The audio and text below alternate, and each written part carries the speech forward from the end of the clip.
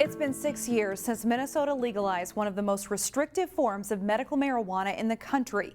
But since its inception, the program has been expensive for patients. That's due in large part to the fact that the more affordable marijuana flower isn't allowed under state law. As Delane Cleveland reports, Minnesota's medical cannabis providers hope to make a change this year at the state capitol.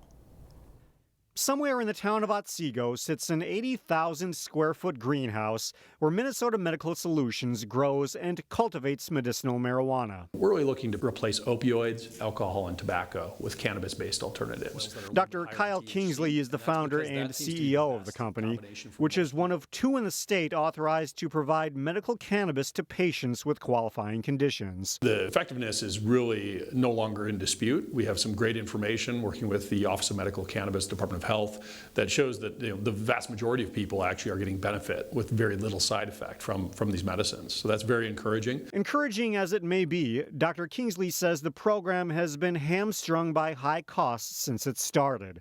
In Minnesota, patients can only use cannabis in the form of pills or inhalable oils. So your average patient in Minnesota at our facilities, I think, spends $160 a month. That's because it's more expensive to process the plant than it would be to let patients smoke the whole flower, which is currently outlawed here. Now, Kingsley hopes to change that during this year's legislative session. It's the single greatest thing we can do to kind of jumpstart the medical program in Minnesota and get people access. Again, a third the cost for a lot of people. You go from having to spend $150 a month to maybe $50 a month. Right now, the price has been out of range for a lot of people who could potentially benefit from it. DFL State Representative Mike Freiberg says he's open to the idea of legalizing the smokable form of medical marijuana if it helps reduce patients' costs.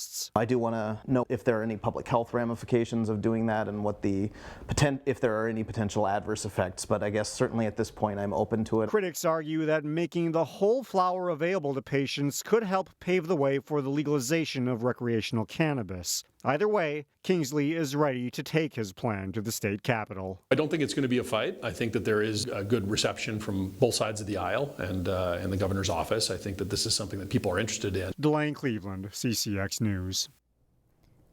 Currently, more than 18,000 patients are enrolled in the state's medical marijuana program.